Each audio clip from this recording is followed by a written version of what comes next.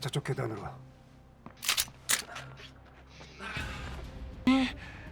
지금 여기 어디로 가? 여기 영역은 우리와 같은 편이야.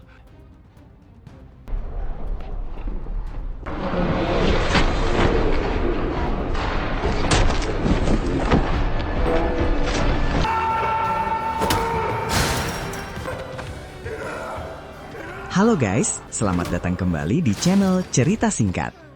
Di video kali ini, kita akan membahas kelanjutan alur cerita yang penuh ketegangan. Agent Kim Reactivated episode 10, episode terakhir di season 1 ini. Buat yang belum nonton episode sebelumnya, link lengkap ada di kolom deskripsi guys. Penasaran gimana epiknya perjuangan para bapak-bapak mantan agen elit ini? Yuk langsung saja kita simak alur cerita lengkapnya.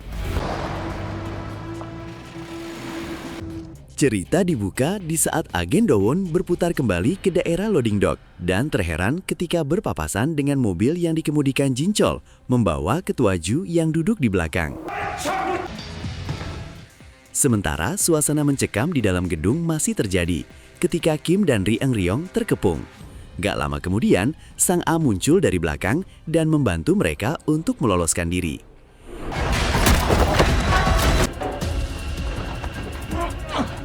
Kim dan timnya menggunakan mobil golf untuk melarikan diri dan melemparkan granat untuk menghalau para pengejarnya.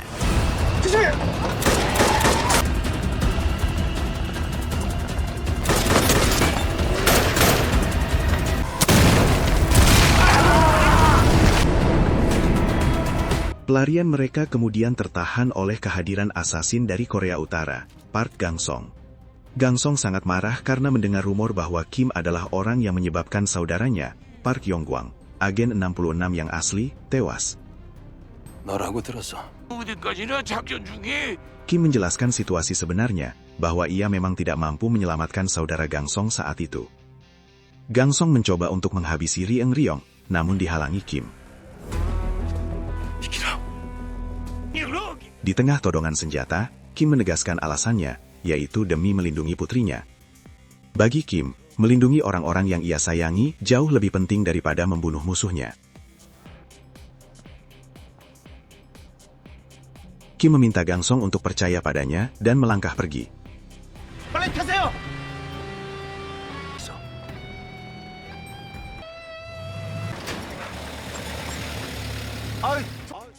Kim akhirnya berhasil keluar dari area tersebut menggunakan truk laundry yang melewati pos pemeriksaan keamanan dengan mudah.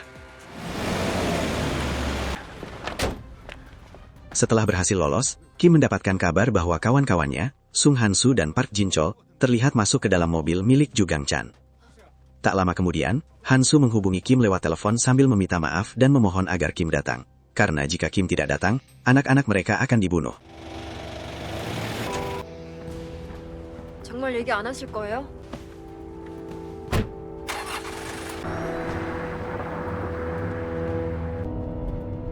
미안하다. 간다. 제발.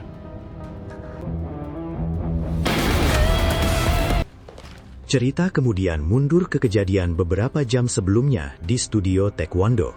Tempat latihan yang baru saja dibersihkan anak satu itu tiba-tiba didatangi anak buah ketua Ju. Anak satu yang mencoba melawan akhirnya dibuat babak belur dan diculik, termasuk Dabin yang sedang asik karaokean di tempat lain. 아저씨, 저요. 아저씨, 준비됐습니다. Balik ke masa kini, Kim akhirnya tiba di lokasi gudang milik ketua Ju.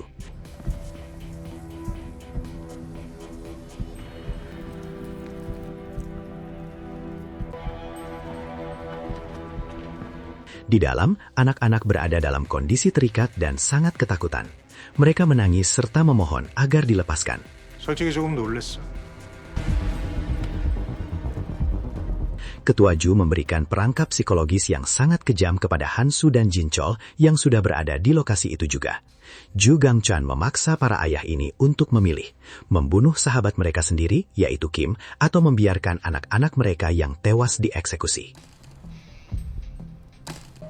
Han-soo dan Jin-chol merasa sangat bersalah karena telah menyeret Kim ke dalam masalah ini. Namun, Kim yang tiba di lokasi memahami beban kawan-kawannya. mereka semua dimasukkan ke dalam arena oktagon untuk bertarung.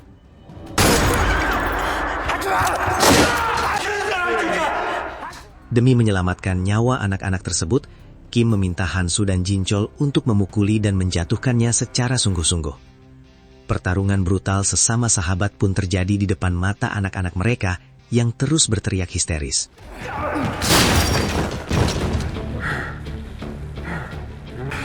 뭔가 방법이 있을 거야.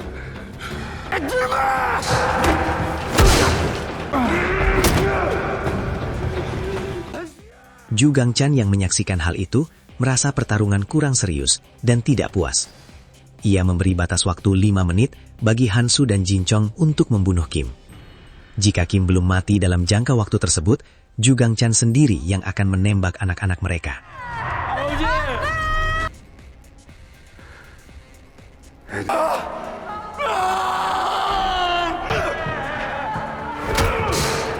Situasi makin mendesak, membuat pertarungan menjadi sangat keras hingga Kim babak belur. Di saat tubuhnya sudah terkulai tak berdaya, Kim teringat akan janji dan putrinya, Minji. Dalam kepasrahannya, Kim berbisik meminta kawan-kawannya untuk menyelamatkan anak-anak dan menitipkan keselamatan putrinya, Minji.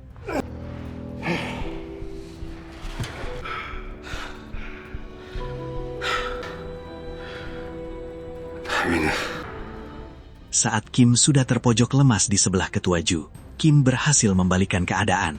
Kim meraih pakaian Ketua Zhu, dan kedua sahabatnya secara bersamaan menghantam pagar oktagon sampai roboh dan menimpa Ketua Zhu. 돌아와.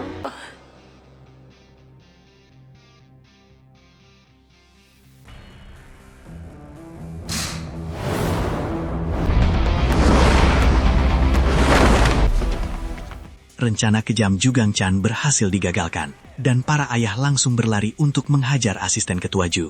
Walaupun Jinchol terserempet peluru, mereka berhasil melepas ikatan dan menenangkan anak-anak mereka yang syok.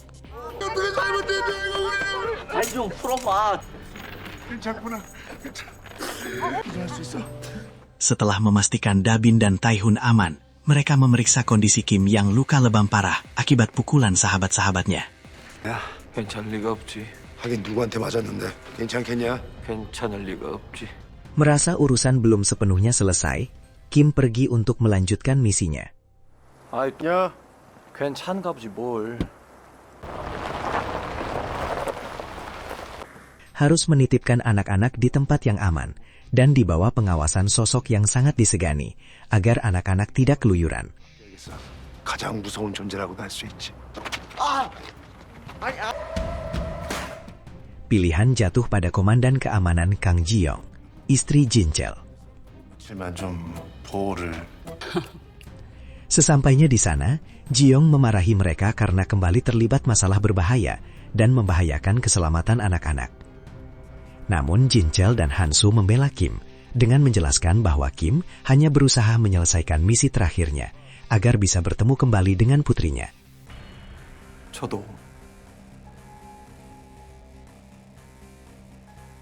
Luluh oleh alasan tersebut, Ji-yong akhirnya setuju untuk menjaga anak-anak. 예, 말했었습니다.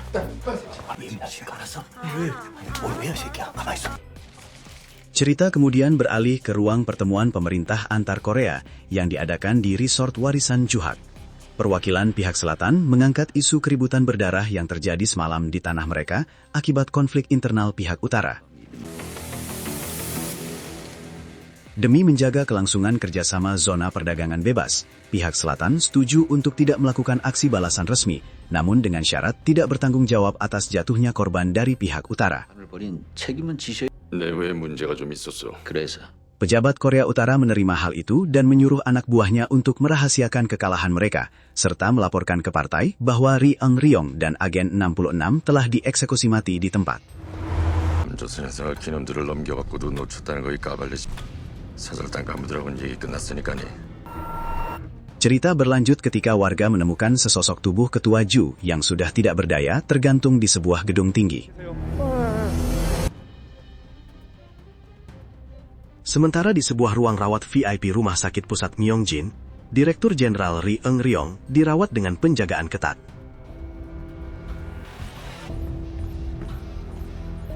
봐. Pihak intelijen selatan segera merekam proses interogasi dengannya. 시작합시다. 조건? 망명시켜주지. Ri Eng Ryong bersedia membeberkan seluruh rahasia program rudal balistik antar benua ICBM Korea Utara. Mulai dari struktur 3 poros lokasi rudal hingga proses transisi menuju bahan bakar padat dengan satu syarat mutlak, yaitu ia harus diberikan suaka dan dikirim ke Makau setelah informasi diberikan. 그래서니까.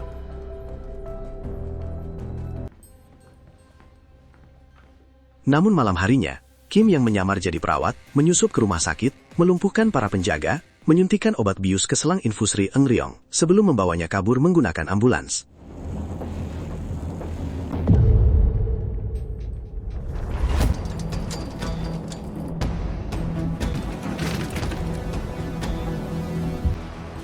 Kim membawa Ri Eng Ryong untuk diserahkan ke Gangsong. Sesuai dengan janjinya untuk membalaskan kematian sahabatnya, Agen 66 yang juga kakak Gangsong.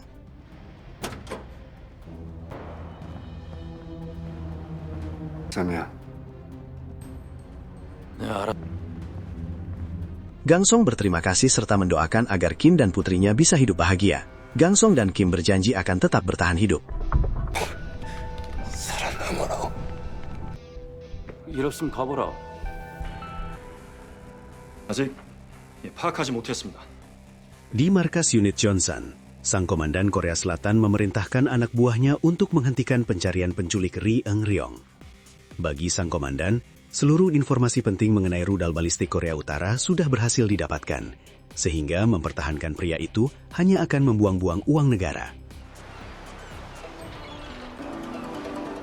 Keesokan paginya, pelarian Ri Eng Ryong tidak berjalan sesuai harapan. Saat ia tersadar di pinggir pantai dan mengira telah tiba di Makau, ia justru mendapati dirinya diturunkan di garis pantai pertahanan Korea Utara.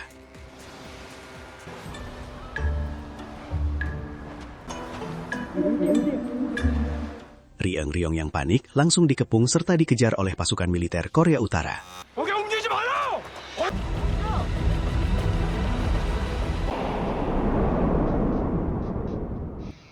Sementara itu, Kim menghubungi relasi lamanya, Cho Pyong-gyon, untuk meminta bantuan menghancurkan perusahaan konstruksi Juhak demi masa depan putrinya. 드릴 게 있어서 전화드렸습니다.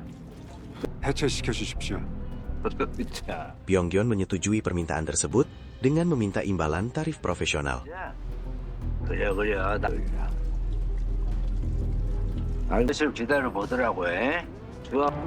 압수수색에 나섰습니다. 어떻게 오셨습니까? 수사팀은 주하권 Tak butuh waktu lama, Kejaksaan Agung langsung melakukan penggeledahan mendadak di kantor pusat konstruksi Juhak atas dugaan aliran dana gelap belasan miliar won serta suap politik. Pimpinan Jugang Chan resmi dijatuhi surat perintah penangkapan atas tuduhan penculikan, pembunuhan, dan ancaman keamanan nasional. 어디 해외여행이라도 가시나 봐.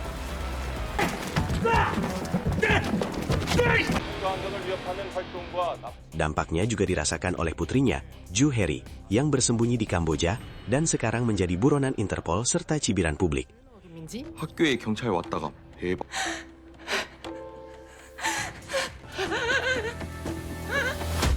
Saat Jugang Chan akan digiring kejaksaan dengan masih berpakaian rumah sakit, para wartawan langsung mengerumuni untuk meminta pernyataan Ju.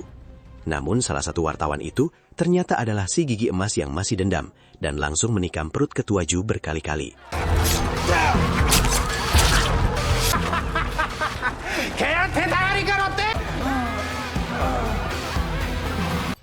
Setelah menyelesaikan urusannya dengan konstruksi Juhak, Kim menemui sang jenderal Korea Selatan. Atasannya menegaskan bahwa identitas agen 66 harus dimatikan secara resmi agar Kim bisa hidup tenang. 죽어야지. 했던 리조트 인근 야산에서 총상을 입은 Berita nasional kemudian menyiarkan penemuan mayat pria berinisial Kim dengan luka tembak di hutan dekat resort. Berita itu sampai ke kantor pusat intelijen di Korea Utara, sehingga profil buronan agen 66 resmi dihapus dari sistem.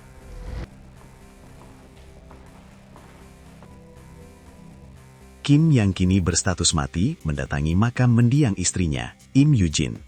Di situ dia akhirnya bertemu kembali dengan putrinya, Min Ji. Putrinya mengaku sudah mendengarkan kabar kematian ayahnya dari Sang A. namun meyakini bahwa sang ayah pasti akan kembali hidup-hidup. Suasana berubah haru saat Kim memeluk putrinya dan berjanji tidak akan pernah meninggalkannya lagi. 언니가 얘기해줘. 내가 얼마나 걱정한 줄 알아? 돌아와줘서.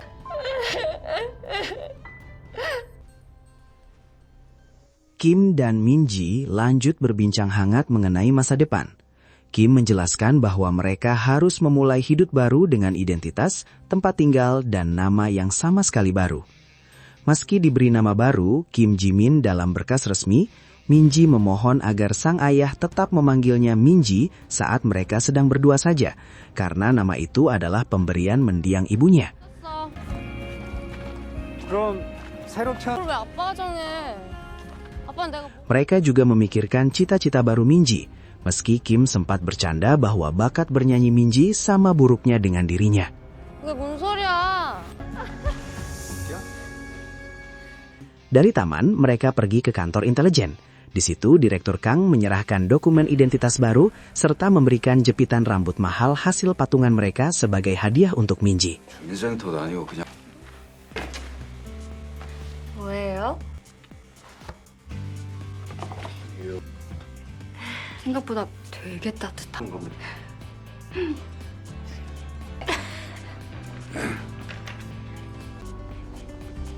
Kim juga mendapat hadiah setelan jas baru dari agen Dowon sebagai simbol agar jalan hidup ke depannya menjadi mulus. 무거워요. 쭉쭉 펴지는 겁니다. Di momen itu, akhirnya si agen tetangga lama mereka mengungkapkan nama aslinya, Im Howon. 네. 조심히 들어가세요.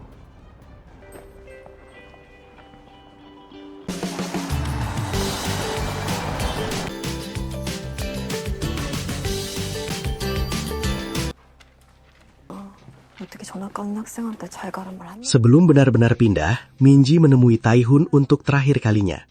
Minji memberitahu bahwa ia akan pindah sekolah dan memberikan sebuah kenang-kenangan, name tag bertuliskan namanya agar Taihun selalu mengingatnya.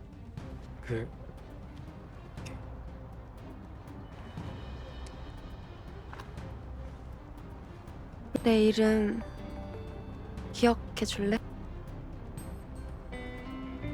되게 잘했어?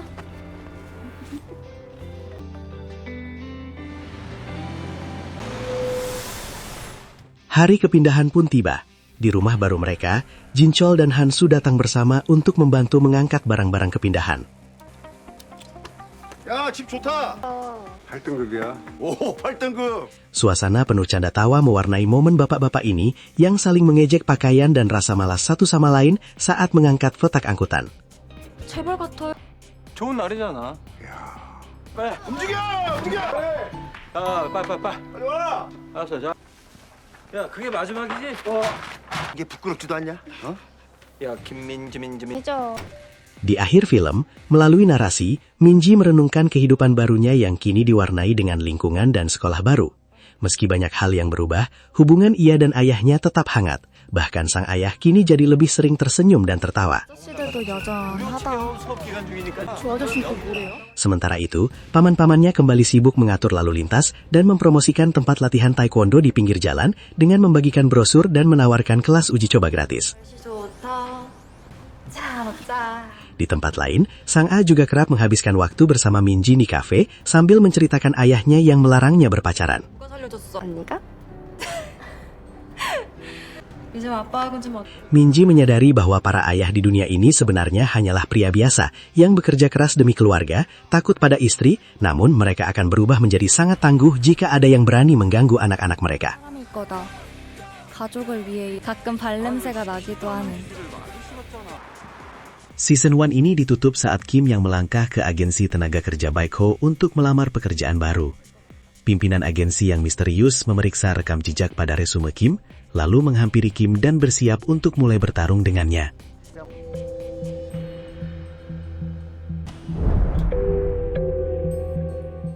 Nah, itu dia alur cerita lengkap dari perjuangan agen Kim dan kawan-kawannya.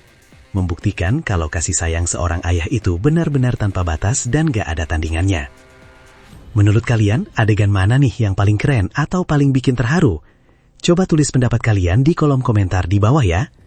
Jangan lupa buat tekan tombol like, share video ini ke teman-teman kalian, dan yang paling penting, klik tombol subscribe serta nyalakan lonceng notifikasinya agar kalian gak ketinggalan rangkuman cerita film seru lainnya. Terima kasih sudah menonton, dan sampai jumpa di video selanjutnya.